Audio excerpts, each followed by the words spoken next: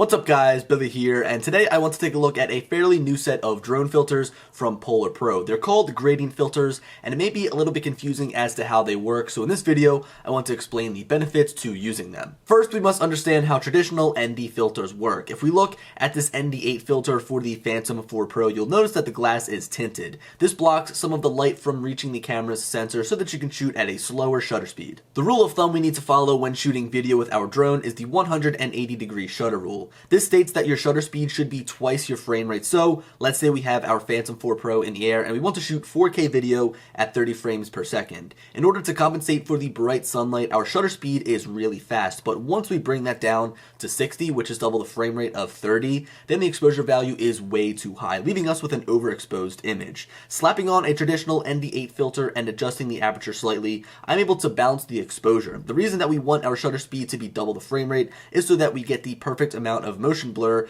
making the movement that we film with our drones looking as natural as possible. So that is how the traditional ND filter works. It's pretty simple and in my opinion is a must-have for anyone who is taking video with their drone. It's always a go-to for me, the ND8 or the ND16. I sort of bounce back and forth. It's between those two filters almost all of the time for me. But now we have these new filters in the mix called gradient filters. This essentially takes the benefit of two ND filters and combines them into one through a gradient layer. For example, this one here is an ND32 8 filter. If we lay it on a bright white surface, we can see the effects more drastically. Towards the top is the portion that is darker, so it's the ND32 filter, and at the bottom is lighter, so it's the ND8 filter. Around the body of the filter are small lines that sort of act as guides, so the thickest line marks the darkest portion of the lens, while on the opposite side is the lettering to signify which filter you are using. This is where the lightest portion of the filter is. Right in between are the two thinner lines so that you can straighten the filter out once it is on your drone, which does spin around so you can adjust the gradient as needed. Now, you're probably still wondering how these filters work, and I won't lie, I was confused in the beginning. So let's take this example here, flying the Phantom 4 Pro. I'm about 330 feet up with a regular ND8 filter applied in order to compensate for the bright sky. My ISO is 100, my shutter speed is 60, my aperture is set to 5.6,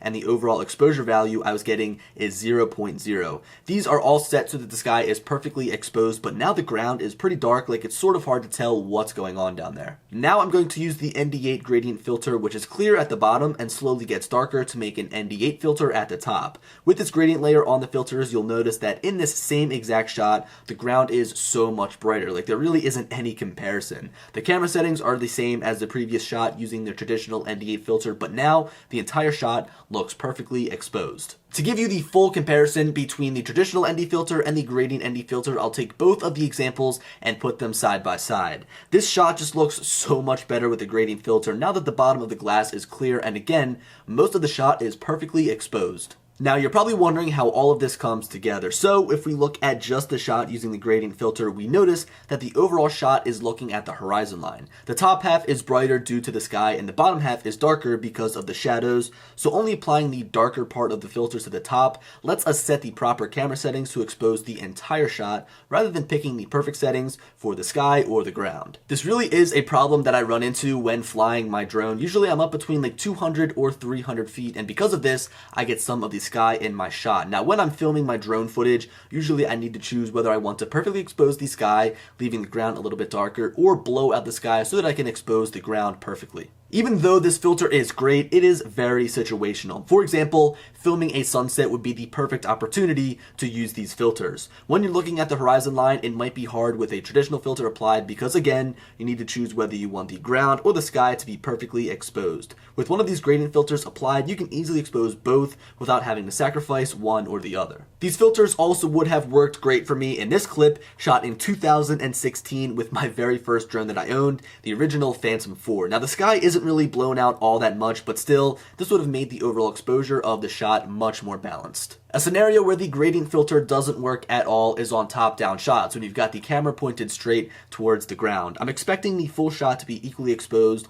while the top is darker than I would like. Now, if I didn't tell you I was using a gradient filter, you might not know, but because I know, it's going to drive me crazy editing the video, and even down the road if I come back to watch it. Just look at the bush on the right side. It starts out dark, and then gets brighter as my drone moves forward. It just really doesn't work with top-down shots. Another example is looking down towards towards these trees. The big tree in the front looks bright while the others in the back look darker. Now you could use this to bring like a dramatic feel to your subject in the foreground, but if you decide to take a dynamic shot and move down, then the top of the subject is dark and the bottom is light. It's sort of a toss-up. These filters also work out great with photographers. Usually ND filters are set aside for video shooters and also come in handy if you're trying to take some long exposure photography, but it also does come in handy for photographers because let's say you want to take a photo of the horizon line. This is going to allow you to again equally balance the exposure across your shot. The final verdict on these filters is that they're great. I mean, from the build quality to the idea, the build quality is great. It comes in this case, and I love that PolarPro includes this case. It makes it so easy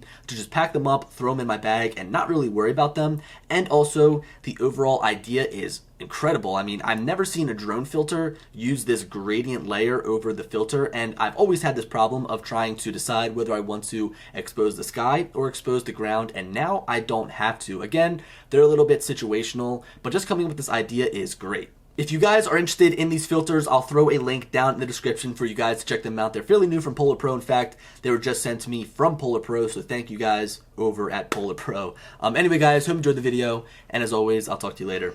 Peace.